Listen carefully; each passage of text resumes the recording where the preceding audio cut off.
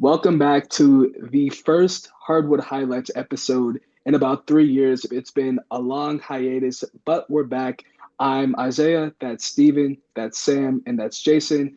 Cap cannot be here due to personal reasons, but today we are going to talk about the NBA offseason. It's been a busy one. It hasn't been the craziest offseason of all time like it was hyped up to be, but there were still some big moves that were made, starting off with Kevin Durant being traded to the Houston Rockets. Sam, our resident Kevin Durant fan, what were your thoughts on this move? So first of all, I'm just happy to see him out of Phoenix because that was a dumpster fire, as we all saw. In terms of where he went, I think Houston's a good team. They're young. They can actually play defense, unlike Phoenix. I still wanted to see them do more at like the point guard position, but it's definitely a better situation than he was in. In terms of me saying, "Oh yeah, they're gonna win the chip for sure." No, Wait, wait, no. wait. You said you wish Houston would have a better point guard. Yeah. You don't think Van Fleet is enough? You don't think he's a starting caliber, championship caliber player? No. He's starting caliber, championship caliber. In the playoffs, someone his stature can definitely get exposed. We've So seen him already l- help a championship roster this is in true. This was 2019. this was also in 2019. So But you saw him last season as well in the playoffs. Who was their and best player? Who was Houston's best player? You could argue it was Van Fleet. I don't know. I feel like he could definitely be exposed. He's not getting any better. So there wasn't too many options at the point guard position, honestly. But um. I don't know. I just feel like they're missing a little bit of something before I would be like, oh yeah, they're 100% contenders. Because right now the team to beat in the West is OKC, and as constructed, I don't think Houston could do that right now. Hmm. So that's my Steven, your take. thoughts? I mean, yeah, I don't disagree. Yo, is he here? He hasn't moved in 40 minutes. Blood hasn't moved. He hasn't, he hasn't moved. Uh, There he is. Yo, He's All back. my shit says your internet connection is unstable. Oh my gosh. All right. All right, I'm I asked back. your thought, Steven, I asked your thoughts on the Kevin Durant move. What was your thoughts? I mean, like Sam said, man, it was time to get him the hell out of Phoenix. Not much going on there. I I mean, this Houston team is going to be a good team. Do they have what it takes to get a championship? I don't think so. It's a very competitive West, and I don't know. I just don't think they have it. I do think they have the talent to get to a conference finals, but I don't see them coming out of the West. I'd agree with that. I'd agree. Definitely OKC at the top. They're the team to beat until someone beats them, of course. But I mean, I like Houston. It's a good fit. Kevin Durant provides a lot of spacing. I think that's what they needed in general because sometimes their offense just felt like really clumped together, like Şengün on the block and Jalen Green doing whatever he was doing out there. And Amen Thompson still doesn't have a jumper yet. Now you got Kevin Durant. Gives Amen Thompson some more space to work with and like at least like a cushion for him to actually get a consistent mid-range jump shot. Yeah. I really like that move altogether. He's like the perfect number one scorer that they need. I'm just worried about, like Sam said, Fred Van Vliet and Amen Thompson just being those consistent number two options when it comes to scoring. Like Van Vliet was really good, but at the same time, age is a factor. His size is a factor, especially when you're playing a team like OKC. He's going to be the shortest guy on the floor by like 5 inches. So I do think that I do think that they're still deep enough, but it worries me if he's putting out so much on offense. Is it worrisome to have him on there on the defensive end in clutch time situations? For Yeah, me, I think. oh, go ahead, go ahead. Oh, I'll I go was just gonna after. say, I really think that if Houston wants to have like that championship level team, they're gonna need like Amen to step up. Out of like everybody else, like I think Fred Van Vliet, like we know his ceiling. He's like only gonna bring so much, but I think like Amen is kind of the wild card, um, as to how far this team can go. Like he's still a super young guy, and I think that his performance and how much he steps up this year is gonna be a big factor. So sorry, go ahead, Jason. For me, I mean, going off of that, I think Kevin Durant has the most pressure to kind of succeed in this situation because I feel as though they're young, they're already pretty capable all by themselves. Like Amen is a lockdown defender. You have Jabari Smith who's able to shoot, create shots. Fred VanVleet's a reliable And we veteran. haven't even mentioned Um, Sengun. right. So Sengun is his offense is not a problem. I feel like it's even though he was streaking in the playoffs, I feel like with experience that's gonna improve. I think his defense is where you really need to he needs to keen in on because he gets beat a lot and he's food at the rim basically. So that's an important part. I used to hate the move because getting rid of Dylan Brooks and Jalen Green I felt was a mistake. Simply because with Dylan Brooks, you have a pretty like solid defender and a great shooter. And then with Jalen Green, I just loved his potential. I was a Jalen Green guy. But when you add people like Dorian Finney-Smith and then you add Clint Capella, that just makes the deal even better. So I think it was a great move for Houston and KD. Yeah, you mentioned Clint Capella. Like, I know you had like your reservations about Sengun's defense, but we saw at the tail end of the season they like to put Sengun and Steven Adams on the court at the same time to really protect Sengun from defensive matchups like that. So adding Capella to that rotation, like still a really good rim protector and a lob threat. So I do think that was a huge signing for them.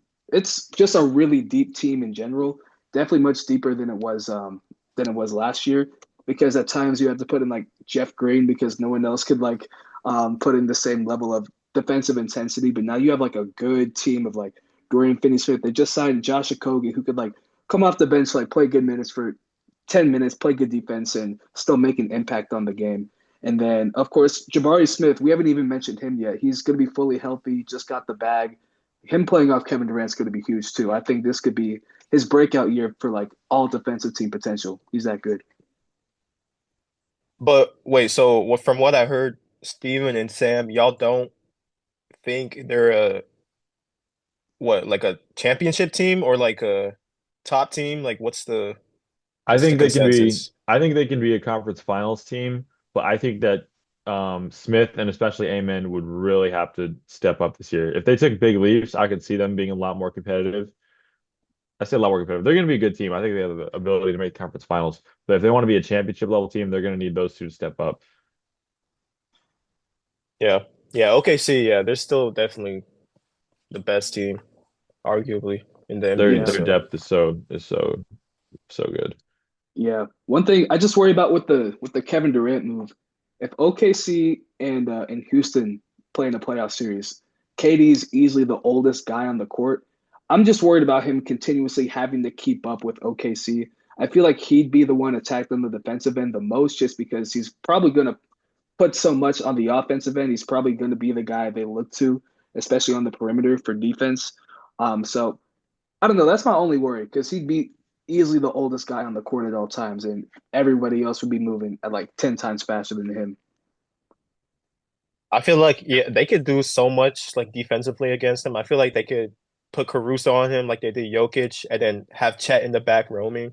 Like it's gonna be tough for him, especially in Mm, the playoffs. yeah. yeah, Yeah, that team is too good. OKC's gonna be hard to beat for anyone though. So yeah, Yeah. but I agree with Steven. Like they on paper that should be a conference finals team. I just don't see them beating OKC. And what's like your number one detractor of that? Why can't they beat OKC? Is OKC just too good, or does Houston not have enough? I feel like a lot of the times when I was watching the Warriors Rockets series, the offense of the Rockets would get really stagnant, right? So KD is obviously the natural solution to that problem, but say they like throw two at KD or KD somehow neutralized, I don't have that much faith in anyone else like going out and getting a bucket and being able to do that consistently outside of KD. And then defensively, like what Jason said about Sengun. I mean, Clint Capella and Steven Adams should help with that. But like Van Fleet's gonna get attacked. KD's old, he might get attacked. Sengun, they're definitely gonna try to bring him out to the perimeter. Stuff like that is what I'm saying. They're not the best matchup. And then who's guarding Shea? Like they lost Dylan Brooks, like you know what I'm saying? Stuff like that. Well, I Ari mean, Eason. Tari Eason, Amen Yeah, Thompson. Yeah, yeah, men should be fine, but it's honestly not even guarding Shea because realistically, no one is. But um, it's more about in like crunch time playoff minutes, consistent offense outside of KD, and then yeah, I think that's my biggest thing, honestly. Are we putting are we putting Houston at like a firm two in the West, like OKC, Houston, or can we put like Denver at two, or maybe even the Unction and the Clippers? Like, are they set at number two? I'm not high on the We're not unction. believing in the unction, bro. We're not believing in the unction at all. That's not happening. That's a retirement You home. never want to count out a Jokic led team. They're Um, yeah, they're scary. They're yeah, so scary. I'm not gonna like lock in Houston at two, but somewhere in that range, you know? Mm. So yeah, because what else do we got going on? Who else is in the West? Minnesota. Bro, the West is stacked. Yo, LA, Yeah. the crazy. Lakers. Yeah, MVP Luca, so maybe. You know what I'm Incoming. saying? Slim Luca. Yeah, it's really a toss up. All we know is OKC is a team to be, and then at that point, after that, we don't know. Mhm. So All right, we'll let's see. talk about the other side of the Kevin Durant trade. Phoenix, they start their low retool, getting Jalen Green and Dylan Brooks. It looks like Devin Booker will be the point guard, Jalen Green will be the two guard. Jason, you're the Jalen Green fan. Do you like this move for his career? For his career, yeah, I think this was a beautiful move. Not only for him, but like for the team. Because what they did in the offseason, especially going out and drafting Maluak, a big man, like a really solid big man, and then getting another big man to go along with him in Mark Williams. I thought that was a great move because they were lacking a big man presence in the paint. And then adding Jalen Green, whose potential was like, I think it's pretty high, like one of the highest in the league. Um, Adding him alongside Devin Booker, I feel like that's a great guard combo that you can work with. Um, yeah, I think it was a great move for Phoenix. Mhm. Stephen, what are your thoughts? I agree. I think their roster is definitely a lot more balanced. I still like at best, I still think they're a playing team, but I think like moving forward, this is a much like healthier roster to work with because when you have those like top heavy teams, it's just very difficult to get moving and it's like it's tough to work with that. So I think they'll this is a good move for their future. Mhm. All right, we have 1 minute, and then I'll start the new video, so I'll make this quick. But I kind of like to compare this, like when Kevin Durant left OKC for the first time, and then OKC got Oladipo. It's kind of a clunky fit for me. I don't know. I don't know how well that's going to work, but I view this more as kind of like a temporary landing spot for Jalen Green. And then whenever the next superstar available will become on the market, then I think that's when Phoenix is going to strike, and Jalen Green will be in a much better situation somewhere else. I don't know if that's Phoenix. Maybe he does well there. I'm not sure, but I don't think this is home for Jalen Green. I think somewhere else where he can fully blossom into an all-star. I don't know where that is yet. I don't know if like Giannis will be made available and Phoenix goes after him or something like that. But I don't think Phoenix is a long-term landing spot for him. Yeah, that's a good take. All right, let's talk about the most shocking offseason news we got. Everyone knew where they were when they saw this because no one saw it coming. That's Miles Turner leaving the Pacers to join the rival Bucks. Jason laughing because I hyped it up a little bit. But Steven, this was an unexpected move from Milwaukee. It looked like they were cooked, but all of a sudden John Horst pulls a rabbit out of his hat. What were your thoughts on this move? I mean, first off, I'll start with cutting Dame. I was not surprised by the Dame cut. He was gonna miss the entire season. He's only getting older. Is he 36 at this point? 35 maybe. He's only getting older. He's missing the year. He's gonna be coming off a brutal Achilles injury at whatever age he's gonna be at. I don't think we're getting much out of him. And it's disappointing because we only got to see Giannis and Dame together for a limited amount of time. They played maybe three or four playoff games together in 2 years. Um, it's sad because I was a big Dame fan, especially when he was in Portland. And I was excited when he came, even though, Costa Drew was whatever. But I was excited to see what he could do. It's a shame, but I wasn't completely surprised by the cut. and I do think it's the right move, especially with there's always going to be talks about Giannis staying in Milwaukee. I do think it was the right move to get rid of Dame. Um, Miles Turner, though, that was a signing that I did not expect. And truthfully, I don't think the Bucks, with their current roster construction, are going to be a top tier team. I think they'll be in the playoffs per usual, but I have a hard time seeing them even making it out of the first round, just because while I think Miles Turner and Giannis will be a scary duo, and also I'm happy to have Brook gone as well. Um, Splash Mountain. yeah, I mean, I just think our depth at guard is just it's poor right now. I would have preferred to find somebody else.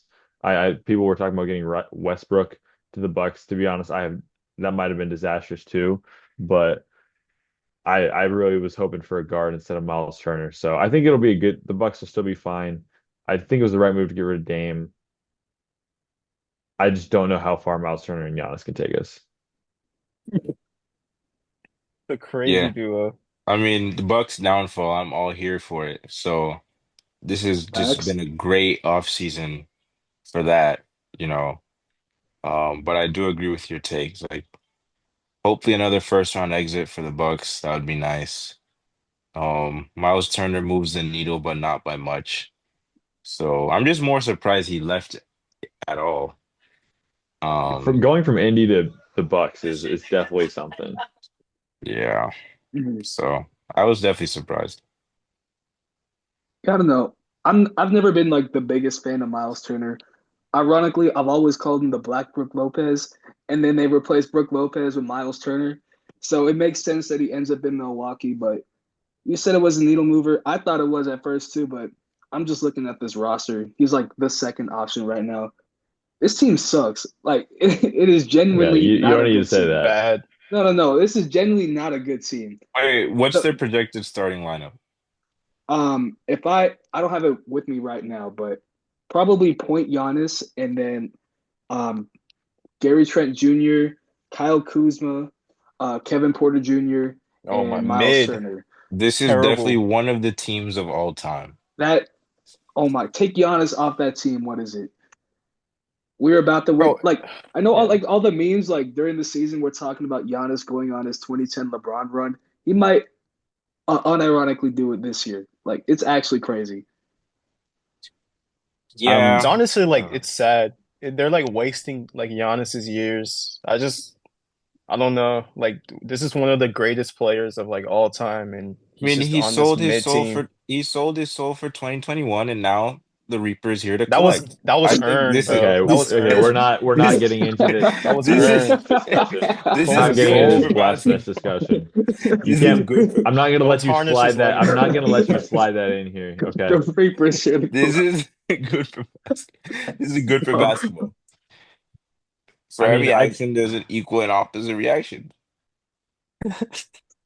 that's a So you're saying this is karma? fade Correct. that. I'm saying if he didn't have that hospital ring in 2021, he probably would have had many deep playoff runs, a championship already by now. You know what I'm Fade this saying? Like a agenda. but I'm not gonna lie, like think of the legacy of Giannis when he has one chip, eight consecutive first round exits. It's just not gonna look kindly on him.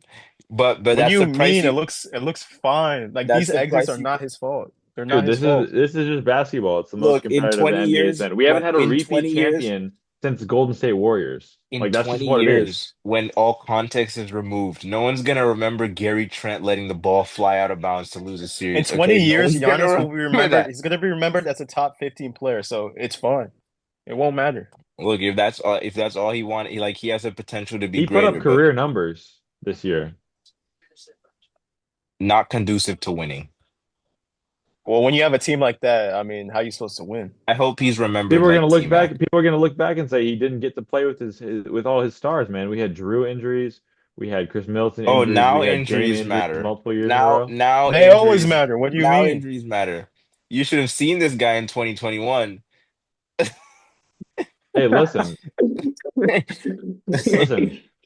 It doesn't take away from what Giannis did, but it is a reason why those teams didn't perform. Like that's just what it Okay. is. Yep. It doesn't take away from the ring. Like injuries are part of the game. All right, you play who's ahead of you. That's it. I mean, No one, I no see one, Steven's no point. one calls the 2019 ring a hospital ring. And if you do, you're People stupid. definitely do. If you do, you're stupid. Like that's just part of the game. I think people call hospital rings to any 2015, 2019, 2021. Like those are the 2020. rings. Yeah, 2020 is not a hospital ring. People like you will find any way to discredit It's a people. bubble ring. No, I'm not alone in this in You these will takes. discredit anybody you can. No, no, no, no, no, no, no. Hey, let's save the bubble talk for later. Let's save it for later. Okay. Let's see. But yeah, looking at the Bucks' future, right? They're trying to retool this roster to keep Giannis satisfied, but he's 30, going on 31. This is the prime of his career. Just came off a career year, arguably an MVP season. Most Bucks fans would say he should have won the MVP. But I guess this brings up the Yep. question: are the Bucks wasting Giannis's prime? Jason, go ahead. Oh yeah, for sure. I mean, it's been like how many years of just mediocrity? Like you can't surround yourself with like great talent. When you do, and even the Dame fit, I felt like wasn't a great fit for this team and Giannis. It always seemed to like have some sort of clash going on. Not like emotionally, but just like on the court. Like they couldn't get it to work. So I didn't think that was a great move. You don't surround him with great players. You take out his best defender in Drew Holiday. You get rid of Chris Middleton. You break that team up. It's just, yeah, this team is not good. And I don't know what the organization is doing. I feel bad for Bucks fans. It's Yeah, tough. I think there's no doubt to answer your question that they're wasting his prime and they're gonna force him out. Like I know he has vowed to stay in the extension and all those things, but like I don't think anyone could blame him if he wanted out, because look at the roster that we just named. And you like you said, he's 30, 31, like genuinely in his prime. So it's a waste. Steven, the Bucks fan, what are your thoughts on Giannis? I mean, I'd be lying if I said the 4 seasons since winning the championship haven't been disappointing. Um, in my head, it's hard to call them a waste just because the 2 years afterwards, I thought 2022 when the Warriors won it all, I thought the Bucks were the best team in the league by a long shot. And we had injuries, we slipped up and lost to the Celtics. But I thought in seven, after injuries, I thought we were the best team in the league. I didn't think 2022 was a wasted year. 2023, um, that was a first round exit. That was also Giannis injury, I believe. Did you Yeah. see Isaiah's face when you said 2023? So many happen. Was that the Heat first round exit? Yeah, it Yep. was. Yes, Yeah, Yeah, that That was was the a Heat first beautiful round exit. series. Was that that was a Giannis? great series. Was Giannis injured amazing. in that one? He was injured for games 1 through 3, but came back for 4 and 5. Hmm. Okay. Giannis missed 3 games in 2023. I mean, I don't know if you can call that wasted if he is the one missing the play. Like, if he's the one missing the games, how can you call it a wasted, True. playoffs? Like, I don't know if you can call it a wasted season if he's the one injured. That's not on the Bucks that he got injured. And then, I mean, if you want to start saying the Dame trade is the downfall, then I think that has a lot more validity. I was like I said, I was still excited to see what Dame and Giannis could do. I thought they like Jason said, they just did not have the chemistry. I thought their pick and roll would just be something of like dreams. And it was not. They just did not have the chemistry. Dame could never get settled in. I don't know. It might have just been a mental thing. Whenever you see clips of him in Milwaukee, he just did not seem like he wanted to be there that much. He was always talking about Portland. He was always talking about how he missed his family, that kind of thing, which is always so weird to me because it's not like Portland's Miami or New York, dude. It's fucking Portland, Oregon. I don't know if we're I allowed to think curse, it was but just that he wanted to go to Miami so bad. I think that was the issue, and he got like shocked by just getting traded to the Bucks. yeah. Yeah, So if you want to say the two Dame seasons are a waste, I think that's fair. I don't think 2022 and 2023 were a waste of his career. The two Dame seasons, I do think there's some more validity to it. But like we said earlier, we got maybe 3 games of Dame and Giannis in the NBA playoffs. that's just it's unfortunate, and now the team is in a very bad spot. So I don't know. It's hard to call it a waste in my eyes, but if you want to say the last two seasons were a waste, I couldn't get mad at you for it. Yeah, I mean, that's along the lines of what I was saying. Like, I think anything past 2023 was a waste because they were really moving like a desperate franchise trying to keep him happy. Like the Dame trade, yeah, they got in their last minute. They got it done because the Dame and Miami stuff dragged on for 2 months. They were able to get him then. But then just like every other move after that, trying to like piece this roster together and try to make Giannis happy. Like firing Mike Budenholzer after that series, obviously that aged terribly because you went to Adrian Griffin, that flopped, and then Doc Rivers, that clearly hasn't worked out yet from a coaching standpoint. And then the roster, the Bucks were one of the best defensive teams in the league from 2019 to 2023. But then you trade for Dame, and all these other pieces are leaving, and Brooke Lopez, Bobby Portis are getting older. All of a sudden, it's just cones all over the court. It's not a good defensive team whatsoever. So it's like the identity of the Bucks in like the true Giannis era kind of left after the Dame trade, and I think that's what people are calling a waste because it's a waste on Giannis's talent on the offensive end and defensive end, and what made the Bucks like such a good team. Just like the foundation of their championship core, all left when they traded for Dame. I think that you're right to point out the desperation because I mean, as a Milwaukee fan, I'll tell you people before Giannis, people were saying the Bucks were going to leave Milwaukee. Like Giannis quite literally saved basketball in Milwaukee. He is he's the hero of the franchise. So even just the thought of losing him, it was like not the team wanted to force these moves. They wanted to force a better team, and that obviously came at the cost of a balanced roster. Like you said, defensively, that 2021 team, 2022 teams were elite. They had fantastic perimeter defense. Brooke and Giannis were at their prime in the paint. And it's a team that lost a lot of identity. And I wasn't mad at the Budenholzer firing when it happened because he had always been a questionable playoff coach to me. Even in 2021, if he hadn't won that 2021 championship, I would have had him gone then. But it was incredible because Adrian Griffin had a better record than Doc Rivers in however many in like 40 games. The Bucks maybe won 60 something percent of them. And after Doc Rivers got hired, the Bucks went maybe 50% for the rest of the season. So Adrian Griffin might have been better on paper than Doc Rivers. So I do think the franchise are just in desperation, mainly at the thought of keeping Giannis happy. So I think that's a great point, Isaiah. Anyone else? Even summed it up pretty well. All right, let's move on to the West Coast. Two LA teams made some pretty big moves this offseason. Let's start with the Unction. The Clippers, they did a lot. They traded for John Collins, shipping out Norman Powell, and then they replaced Norman Powell with Bradley Beal.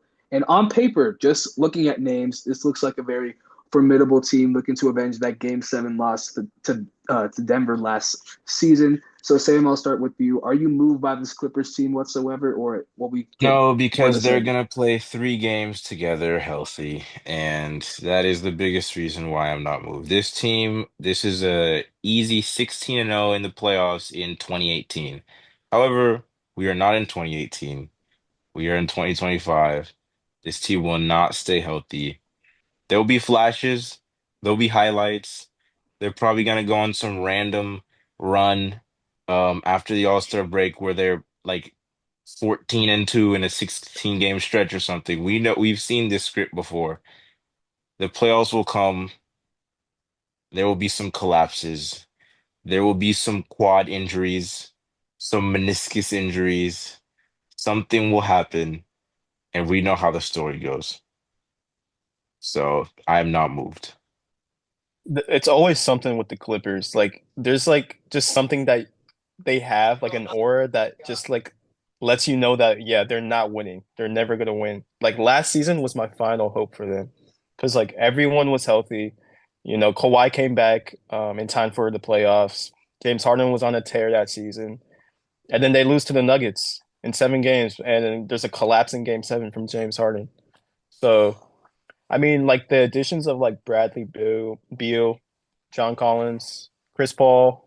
Who else did they add? Brooke Lopez. Like they're good additions. I really like the Chris Paul trade or signing, but I don't think I don't know. Like these are all great players, but like Sam said, like they're gonna get injured. They're gonna take rests. Um, yeah, I don't see this team functioning enough to make like a championship run. Yeah, Yep. I mean, it, I don't want to call them the 2022 Lakers, but I don't know. It just seems like a collection of old guys that it's pretty clear that they're all on their last legs or last hamstrings at this point. Because like Chris Paul is, we openly know this is his last year. So will we even see like serious hoops from him, or is he like desperate to get a ring? We don't know. The health of Kawhi, James Harden, Bradley Beal. I mean, you can just see the questionables next to their name, and the season hasn't even started yet. We know their injury history. And then Zubats is probably like one of their younger guys, and he's like 28, 29 in his like the prime of his career. So I just look at the roster, I look at just the outlook of the West. They're not good enough to be OKC. They're not even young enough to compete with them. I think that's like a 5 game series if they played.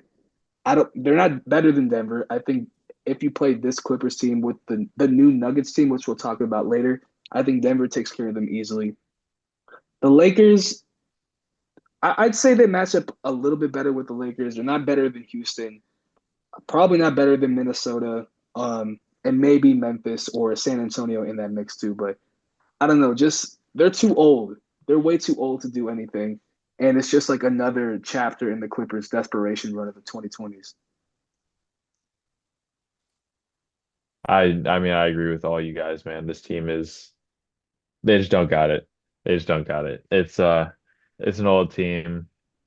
If they manage to stay healthy through the regular season and they manage to load manage, if you will, properly, and everybody stayed healthy in the regular season, I could see them being maybe like the 5 seed at best, but they're gonna have injuries.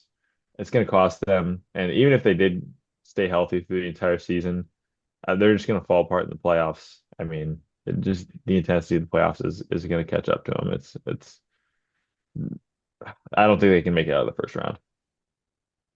I got a question for Isaiah.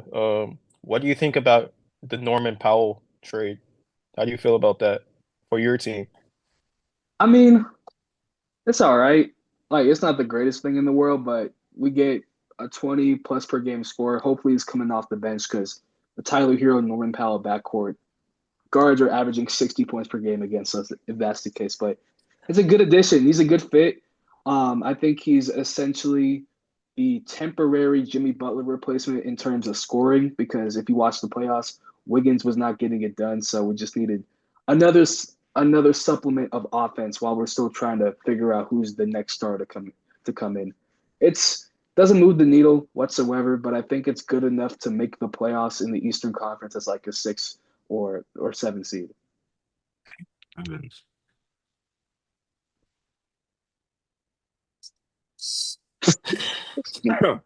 So yeah, they definitely need to run those Norman Powell, Tyler Hero lineups. That That'd No, will be amazing to watch. that Peak would be hoops. great to watch. oh my, we're averaging 60 shot attempts per quarter, bro. No ball movement, all shot chucking. So, Why did y'all trade Kevin Love though? That made me like sad. It made me sad too. He's like an OG of that 2023 team, but it's just for the math to work out, I guess. He had to be because I think he was making like $4 million per year on his contract, so he was like that last push. Because like otherwise we Mm. would have traded like Jaime Jaquez, and that would have been worse than basically trading two guys that were in the rotation. Like Kyle Anderson on my team, no, like dude, easily send them putting off to Houston putting on the someone's Utah. name Sonic. in quotations is always gonna be crazy. But yeah, Slow mo. let's talk about the other LA team. Obviously, they made moves at the trade deadline, trading for Luca.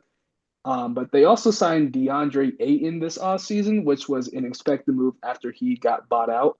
So, Sam, the resident Lakers fan, making the speed face. What are your thoughts on the outlook of this Lakers team? Can they contend, or will we see like another first round exit from this team? Domination will save the Lakers. No, Maybe. I'm so low on DeAndre Ayton. You guys don't even understand. Like his motor is the worst motor ever. Like he just doesn't carry. Look, I can already tell you guys what's gonna happen. The first like quarter of the season, he's gonna really be trying. He's gonna show a lot of enthusiasm. Like he's gonna be everything the Lakers want him to be. Something's gonna happen. Someone's gonna say something in the locker room. He's gonna get pissy. Okay. Now, once this happens, no more fighting for loose balls. No more second efforts on the glass. None of this. Just disinterested basketball from Aiden. And you know how LeBron gets when someone else on the team is lazy. He, fingers will Bro, be don't pointed. don't do that. Don't do that, Fingers bro. will be Cryptic pointed. Don't do I'm not that. tweets. gonna. I'm Stop. already seeing it. Think of this lineup where you have Luca the cone, LeBron who's 87, so he's not playing defense, and then Oh, and he then and play. then Oh my! I hate this narrative. I and hate then this narrative. No, no, no. disinterested Don't do this. disinterested No, Aiton. That's no. three cones. That's three cones on the court at the same time, minimum. I'm not even gonna get into the other players on the Lakers that may or may not be cones.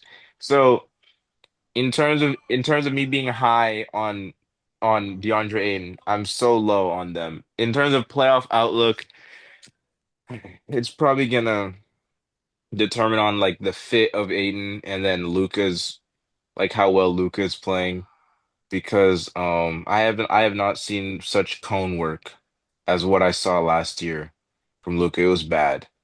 That Timberwolves series hurt me personally. Um the amount of backdoor cuts, but I don't know. I'm not that high. I want to put the Lakers like a tier below like the Houstons and Denvers of the West.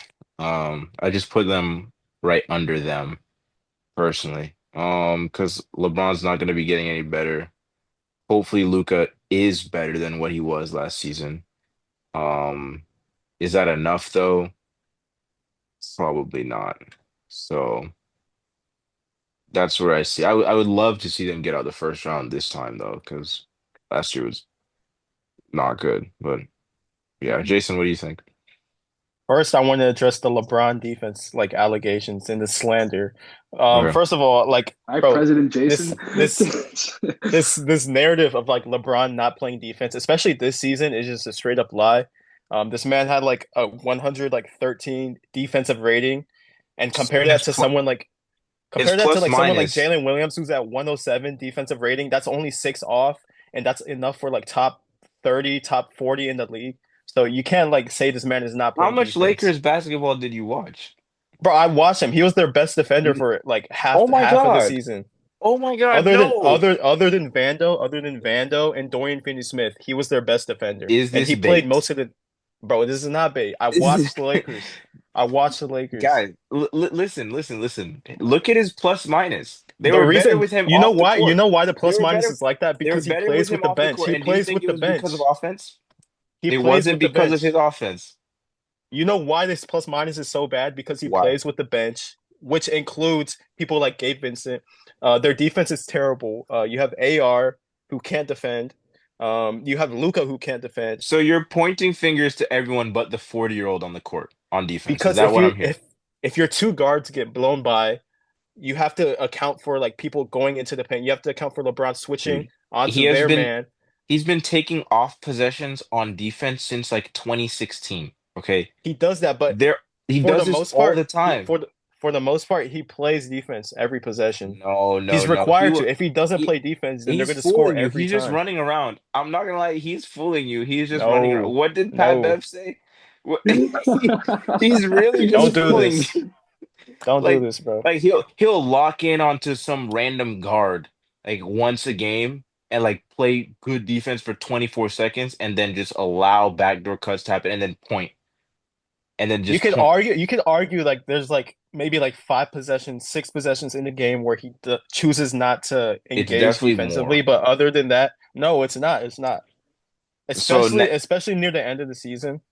bro, he was very engaged Next episode, defensively. I'm pulling up the advanced LeBron defensive stats from last season, and they Pull it won't up, tell a bro. story you'll like. They Defensive rating they of won't tell a 113. story you'll like. Defensive rating of 113. That's top 40 in the I league. know what That's I all I'm saw. saying. That's all I I'm know what saying. I saw. I know what my eyes told me. All the other stats need context. Numbers lie sometimes. Like just because he gets, his what's it, plus minus is like bad doesn't mean it's solely on him. That's why plus minus is like you have to like account for context. So that's all I'm I saying. just feel like you didn't watch enough of the games because I know what I I saw. watched them.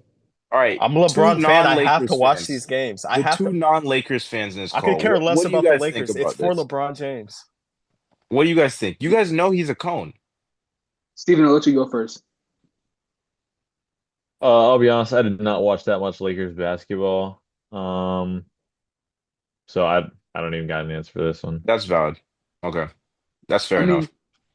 I mean, for me, I'd say LeBron is a good defender when he wants to be a good defender. But that's the thing. Like Sam's been saying, he's really lazy on the defensive end. But like Minnesota, he was pretty good, like in my opinion, because he had to be good. There was no other player to be a good defender on the Lakers. Everyone else was just there because they had to be on the court, and LeBron was like their best option defensively. But regular season LeBron is genuinely not a good defender, in my opinion. He takes a Thank lot you. of plays off on defense, Thank especially. you. It, it, It's it not would make true. sense. It would make sense because he's 40, right? He's the 40-year-old guy on the court. It would make sense for him not to play like 2013 LeBron Defensive Player of the Year defense. But nowadays, especially that Bulls game, if we remember what LeBron did during like the or last 5 seconds before Josh Giddey made that half court shot. It's probably one of the Oh, worst possessions of basketball yeah, in the last yeah, five yeah. years. That And was half of bad. that was LeBron's Okay, yeah, that was defense. bad. Yes. That Yeah. was bad. So, Okay, yeah. but okay. Moving on from that narrative. The Lakers, I think they have a lot of potential to turn out into a good team. I think the biggest factor is how Luka Doncic is going to play. If we can get that 2024 Luka, 2023, 2024 Luka, that led the Mavs to the finals, I feel like this team could really make some noise. But it's also important to factor in DeAndre Ayton. Um, I feel like his motor isn't going to be too much of a worry since this team is going to be competing at least for a championship. So I think he's going to be willing to, I don't know, lock in more. Because you saw with the Suns team in 2021, he played pretty well in the playoffs up until a certain point. Um, and the other moves they made, I think Marcus Smart was a great move. You got a solid defender. He's not what he used to be defensively, but he's still a really good defender. So you add that to your guard spot. That helps prevent, more damage on the defensive end from Luka and AR. You add Jake LaRavia. He's solid. I know he was on the Grizzlies, I think. So he's not like I haven't had him on my radar, but he could probably be good. And you re-sign Jackson Hayes. I don't know, a lob threat. Like, I mean, he's cool, I guess. One move I didn't like is getting or Finney Smith leaving because he was probably our best defender, one of our best defenders, and a great shooter. So we lose that. But other than that, I think they could probably fight for like a maybe fifth or sixth spot in the West. Yeah. I mean, with DeAndre Ayton, he's motivated by one thing, and that's the bag. I remember in Phoenix when they went on that run in 2021 to the finals. That was his third year. So the offseason he was eligible for a rookie max extension at that time. And Phoenix didn't want to give it to him, but I just know that Ayton was always saying, I'm a max player, I'm a max player. And when Indiana finally gave him that max and Phoenix was forced to match it and he stayed in Phoenix, you can just see he wasn't the same player mentally. He didn't have that same drive. But now since he's been bought out in Portland and he's on like a 2-year, $14 million extension with uh I think a player option in that contract, he's motivated to prove himself again that he's a max player. I don't know about all-star level player or anything else that like number one picks would be concerned with, but you know he wants the bag. He wants that financial stability. So as long as he's motivated by security financially, I think he'll be good for the Lakers. Like Sam said, there might be an instance where someone might piss him off and he'll stop trying. But as long as he's motivated by outside factors, I think he'll be okay for the Lakers. The Marcus Smart signing, it was a good move. It was a necessary move for sure because they did need a POA defender. I don't know if Bronny's going to be that in year two yet, especially because this will be his first time actually in the rotation. Jake LaRavia, I thought was a solid signing. He's a stretch sport. They needed that off the bench. They needed another guy other than Rui to hit contested corner threes, especially with playing off Luka and LeBron. But I don't know. I'm just looking at this roster. It's all right. I see a 7 or 8 seed for me. You're gonna have to ask a lot more for Dalton Connect, and if you watch Summer League, he was not giving you anything. So there's not really much to go off of that. I think you need Austin Reeves to be a lot more consistent when in terms of playoff time. Like he ended the year like really well. He was like averaging like 28 points per game in like a 2 week span at some point. But then in the playoffs, that all dissipated. So I think you really need him to step up a little bit more as a second option. Maybe get into like that 20, 21 points per game range and take some pressure off of LeBron scoring wise because he'll be 41 by the end of this year. He needs another guy to actually score the ball. And Aiton, he could have like a 15 and like 12 season. Like that's his like potential. So especially with like Luca and LeBron being like the people like feeding him the ball, like there's a lot of potential in that pick and roll, pick and pop action that they can run. Yeah, because Um, yeah, Aiden is money from the free throw line. right. That jumper. So Mhm. yeah. But they also have Bronny, let's not forget. So he could get crack some rotation minutes, I think. Especially after his play in summer league. Yeah, I see potential. I've always been a Bronny believer, and I've always compared him to Davion Mitchell, and people always thought I was I tweaking because agree. I like both of these players, and you see what Davion Mitchell is doing on my team right now. He has developed into a really good player, so I think that's what Bronny could be. Again, I don't know about that in year two yet, but as long as he plays good, consistent minutes, like 10, maybe 15 minutes off the bench, and just provides some energy, it gives him something. I think he could be really valuable. Yep. Let's quickly talk about Denver here. We got 3 minutes left on this call. Denver, they made some moves. People are calling them the winners of the offseason. They traded MPJ, a Hall of Fame certified shot chucker, for Cam Johnson. They signed Jonas Valanciunas after some back and forth with some Lithuanian team. I forgot what it was, but they have him as the Jokic backup. Two necessary moves for this team. Steven, I'm going to ask you, do you see Denver getting back to real championship contention next season? I don't, to be honest. I mean, the roster, I mean, Jamal Murray is just such a wild card at this point. Like, I was really high on him a couple years ago, not even when they won the championship, like maybe a year, around the time they won the championship, I'd say I was starting to get high on Jamal Murray. But I just think at this point, he is not, I mean, they did it once with him, but I don't have confidence in him to be consistent and to be a strong second to Jokic. That's my big concern with this team is that besides him, I just don't like any of the names they have. I just don't think anyone can really step up and support Jokic in the way that like a second player is gonna do. I don't know. I just don't. I think Murray's the key guy, and I just don't think he has it. Sam, your thoughts?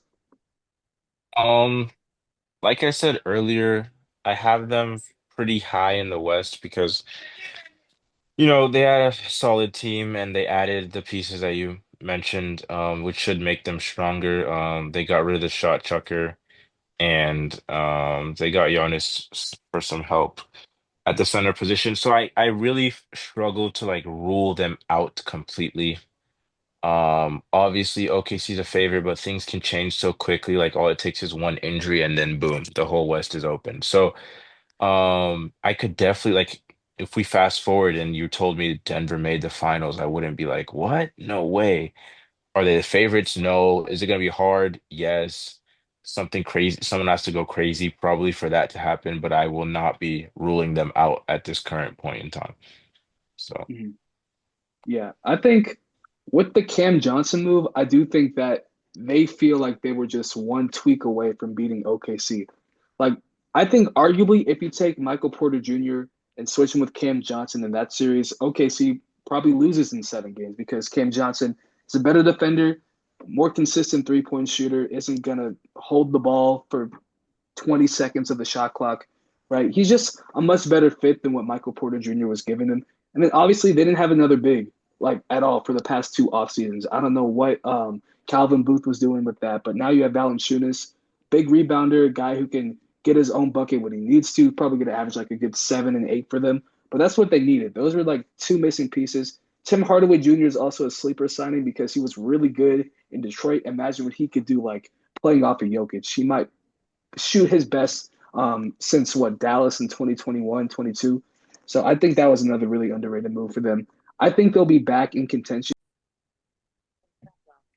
But yeah, like I was saying, I think the Nuggets made all the necessary moves to get them back right where they were back in 2023 when they won the championship the first time. I think it's probably the best constructed roster they've had in a couple years. So I do think that they'll be right up there with OKC for the championship. All right, let's get into the fun part of the podcast. So, a couple days ago, Sam brought up in our group chat, what are some agendas you will be pushing to your kids? You know how your dads, if they were big sports fans, they were usually pushing a lot of ideas that you grew up with, that you were also believing in growing up watching sports. Well, we thought the same thing. What agendas are we going to be pushing to our future kids about the era of basketball that we grew up in? Sam, it was you who brought it up in the first place. What agendas will you be pushing? so I have a few. My kids, first of all, they will know that Kevin Durant was better than Larry Bird. Okay. They will know that as a fact. They will have Kobe in their top five. Okay. They will not have Tim Duncan above him. No, they will not have Tim Duncan above him at all. This is Um, nasty. Jordan will be their GOAT, non-negotiable. What else? We are not done with the 80s or 90s. We will respect that era of basketball. Um, and I mean, Steph Curry hasn't retired yet. We'll see what he has to do, what he will do, but I don't know, 4 rings and one Finals MVP. I don't know how fondly I'll be teaching my children about him. Um, but those are probably the main agendas that that my children will definitely know. So big pro Kobe, anti LeBron, pro KD stuff. So that's my motto. Pro Jordan stuff. Sam, I'm really curious about the 80s and 90s take because none of us were alive when that era happened. Why are you going to be pushing that agenda? My thing is this, like, you know the real reason why I'm pushing this, I okay? know. I just want you to share it. Okay, so I'm the kind of guy who has Jordan as my GOAT. Anything and LeBron is, in my opinion, overrated. We won't get too deep into Oh, this oh, conversation. We won't get too deep into this. However, anything that delegitimizes the era that Jordan plays consequently boosts LeBron, right? We can't have that in my household. No, no, no, no, no. That won't happen. So that is why we will not be done with the 80s and 90s. Obviously, the game has progressed, more skilled guys now, all that stuff. That's a given. But I don't think it's fair to disrespect. You can disrespect the plumber era. Go ahead and disrespect that era. But apart from that, like I don't think it's fair to disrespect um the era that like Jordan and Magic and those kinds of guys played in, just because not everyone was doing hezzy pulls from 30 like we're doing now. So that is my main reason. I think we should respect the greats from the past and things of that nature and judge them based on the context of who they were playing and the game at that time. That's why it's hard for me to be high on guys like Bill and Russ because you judge them against the players that they were playing against. The players they were playing against were genuine bots. Like those were not real people. So that's why I'm very low on that era. But you look at the 80s and like those are all like there was a handful of really solid all-time like legends. Look at the all-time scoring, rebounds, assist leader, those guys are all from Jordan's era. So that's why I think we shouldn't discount them.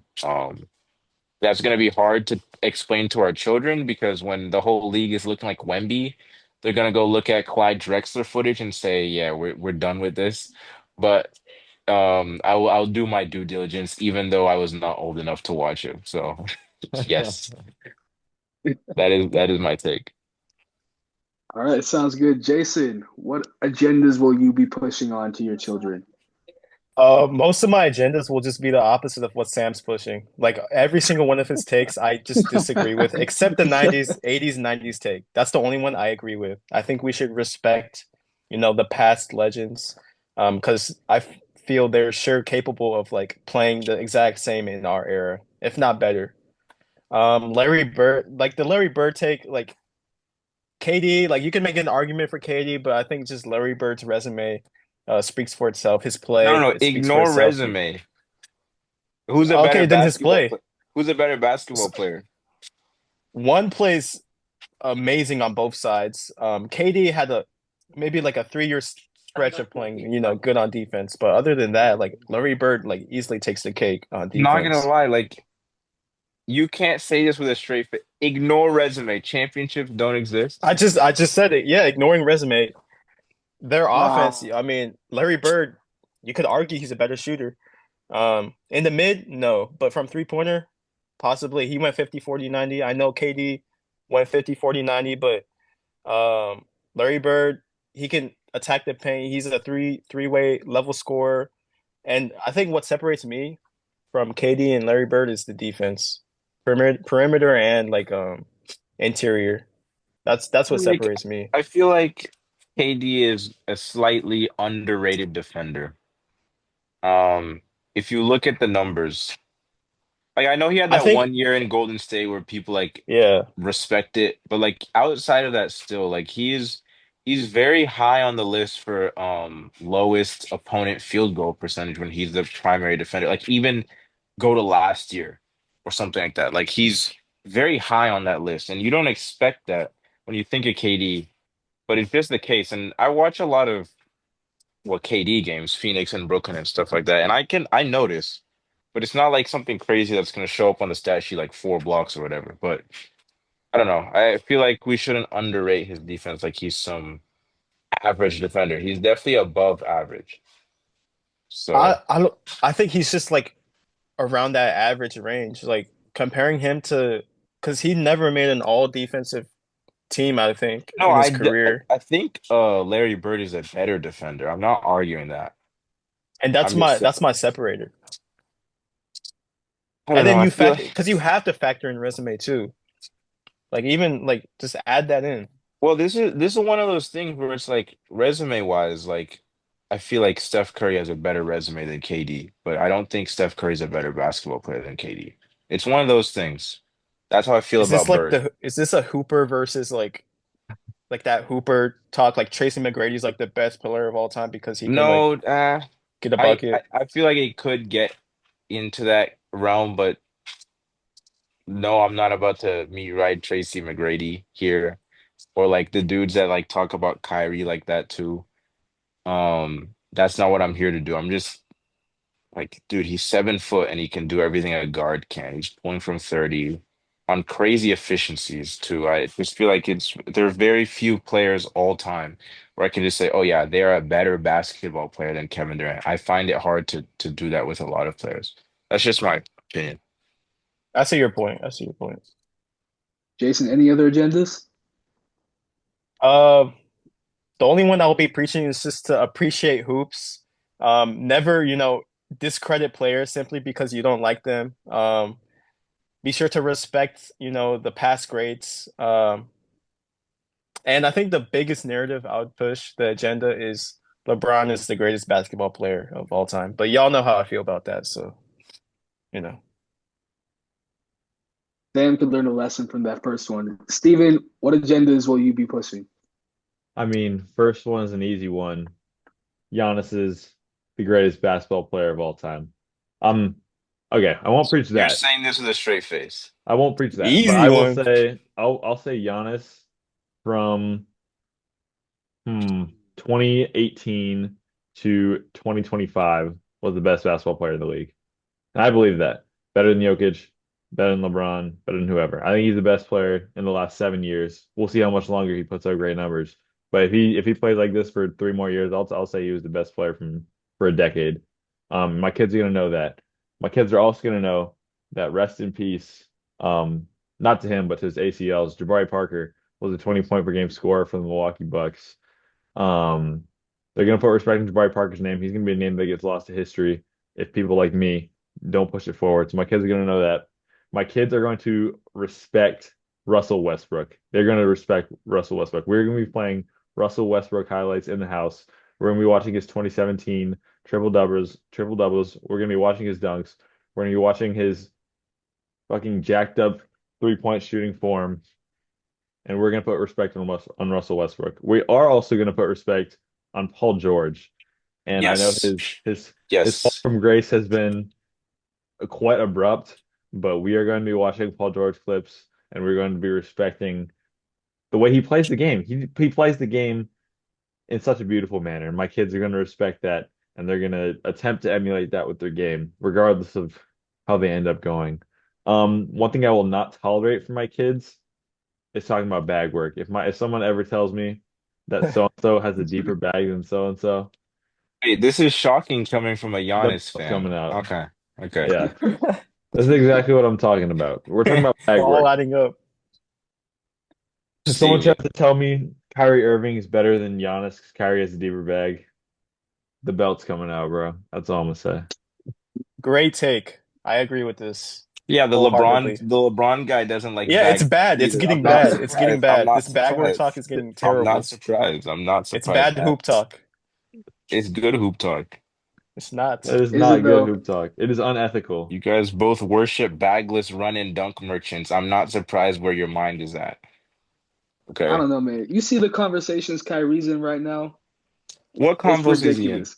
Bro, people are calling him top 20 just because of his bag. Like he's a top 20 basketball player of all time. That's bad. It's That's really pretty bad. bad. That He is a Dame victim. He is a Dame victim. Okay. People need to What does not get that it mean? twisted. Like Dame clears. You think so? Yeah, I Like might all agree. I time. might all agree. time. Oh, I agree with Sam. All time, yes. I have Dame as a over Kyrie. basketball player, Dude, I think what Dame's has better. Kyrie done outside of 2016? Nothing. That's nothing. I'm waiting. That was a Nothing. long silence. Like I Yeah, know that's true. Dame That's doesn't have true. a That's true. chip, but Yeah. let's be for real. Oh All right, man. I let's think get that's into all I some got. of. All right, let's get into Here some we of go. my Here agendas. we here we Uh-oh. go. Here we go. Uh-oh. Here we go. So first and foremost, If I we hear will Dion be. Waiters. You just spoiled my pick. No, I'm trolling. I'm trolling. But uh, the first and foremost, the Jimmy Butler agenda. We will be recognizing the Jimmy Butler era as one of the best in basketball history. Is that an exaggeration? Yes. But Era. era 2020, 2023, I will be calling it an era. Wow. I mean, my kids might recognize him better than Steph Curry by the time I'm done talking to them about it. Wow. They will know about 2020, 2022, one of the most underrated playoff runs of all time, and 2023. Yes, I am leaving out one specific year that's Oh, banned from my household. 2021? Banned, Hmm. banned, What happened that banned year? from my household. Nothing happened, but it's banned from my household. 2023, 2023. Butler. God. Right. Anyways, That How was many fire. Why rings? did How he many rings? retreat to the 3 point line?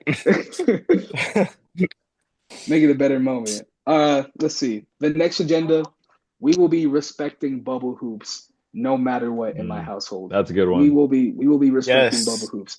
Purest form of basketball. I have been on that side since day one. No, I don't want to hear about TJ Warren as like your main argument. Yeah, he dropped 53 points. He did that outside the playoffs. When he got to the playoffs against my team, he was cooked. Number one option, TJ Warren, did not help the Pacers whatsoever. So we'll be respecting playoff bubble basketball. Wade over Harden, most definitely. I feel like in the future, that's it's going to be consensus that Harden is better than Wade in the future, just because they're going to look back at he's averaging 40 and like stuff like that, and him averaging like Consensus? 36. Like I think it's going to be consensus thinking in like 20 years. I think Really? Harden Even right now, people have Wade. I feel like people have Wade over him now.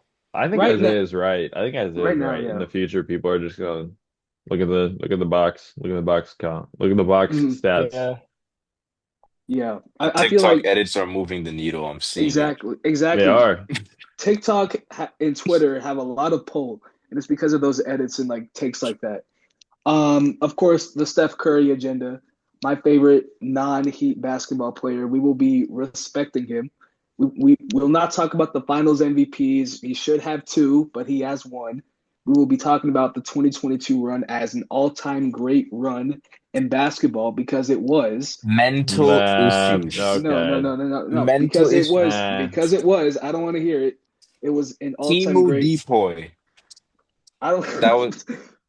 I mean, sure, but like, still, I'm giving it to Steph Curry and that ring. It was one of the best like redemption arcs I've seen from a dynasty, especially because it looks like they fell off. People were talking about Steph Curry being a fraud because he didn't have a Finals MVP, especially Max Kellerman and Sam nodding his head.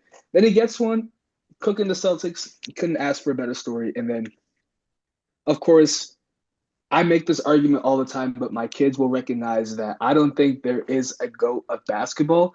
I think it's just up for opinion, and there's no consensus GOAT, and there never will be.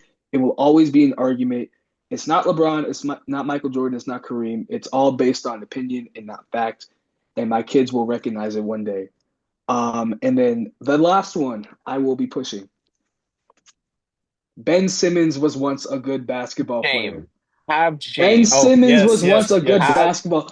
You have no idea how good Ben wait, Simmons wait. was. Oh my God. Did you say We're all was a good. good basketball We're player? all Was good. once a good Okay, basketball no player. argument from me. Okay, because like here's the thing. Everyone trashes on Ben We're all Simmons good. now. Yeah. Hey LeBron, we're all good. Ben Simmons is here. But yeah, everyone hates on Ben Simmons now. And I feel like these YouTube videos in like the next 10 years with like the LeBron Steph Curry thumbnails. Y'all know the ones I'm talking about. Like the ones that kids watch the most, they're going to be calling Ben Simmons a bust of basketball, and we're just going to see repeated highlights of like that pass instead of the layup he took against the Hawks, or like that fit he wore in Brooklyn to really sum up his Brooklyn tenure. But yeah, I just think We do not talk about the Brooklyn tenure. yeah, the Brooklyn tenure was bad, but I will always be on the side that Ben Simmons was a good player. This was once a top two, top three candidate in DPOY talks. He could really guard 1 through 5. He was back in his rookie year when Embiid went down. I remember when the Sixers went from the 9 seed to the 3 seed in like 2 weeks. It was crazy. It was because of Ben Simmons and that late push. 2019, when they were real championship contenders, Ben Simmons was a big part of that as well. They were in real finals contention with him, arguably as their best player. And to me, if he never injures his back and if Doc Rivers doesn't call him out in the media, I feel like people forget that. Doc Rivers said, I don't know if Ben Simmons will be on the team next year. And then Yeah. everyone was shocked when Ben Simmons didn't show up because if your coach calls you out and says that, why am I showing What up in was the first worse, his place? mental issues or his back? His back. His back cooked his athleticism. Ben Simmons really needed that athleticism. I think the mental stuff could have been cleared once he left Brooklyn, but that back was really what cooked his career. Like you can see when he plays, he doesn't have the same level of athleticism or the Yeah. same level of energy. He's much more conservative instead of aggressive, which he came into the league. He was a very aggressive player, even with scoring. He was a really aggressive scorer when he came into the NBA, but of course outside the 3-point line. But I yeah, remember seeing One flashes. I was like, all he needs is a jumper, and maybe Bill Simmons was right. But yeah. that that's a good note, Isaiah. My kids will recognize injury history because that it like plays a huge role. And it's also like a thing for guys like KD who have come back from crazy injuries. Like Or that Paul should be George. a yeah, or Paul George. That should be a testament to how good those guys are because mm, tearing your Achilles, that can be a career altering, career ending injury. So my kids will respect guys that suffer injuries. yeah. I feel like it's not talked about enough. Like the trajectory Paul George was on before he broke his leg, I think we could have seen like a true number one like championship option in Paul George instead of what he is now. But it's still good, but it could have been way better if Because he just he didn't get he halted. recovered to 2018, but I remember watching him in 2018, just thinking, if this is him after breaking his leg in half, like imagine Hmm. what we could have had. Yeah. So All right. Is that it? Is that it for us I think today? that's a wrap. All right, y'all. That's a wrap on our first episode back since hiatus. Yep. Thank you for watching. We're back. Hopefully Cap will be joining us very soon in the future, but make sure you give this podcast a like, subscribe. We're at like what 12 subscribers right now, so let's get that number up. We're Big back. time, baby. Hopefully it's consistent, and we'll see y'all in the next one. Peace. Peace.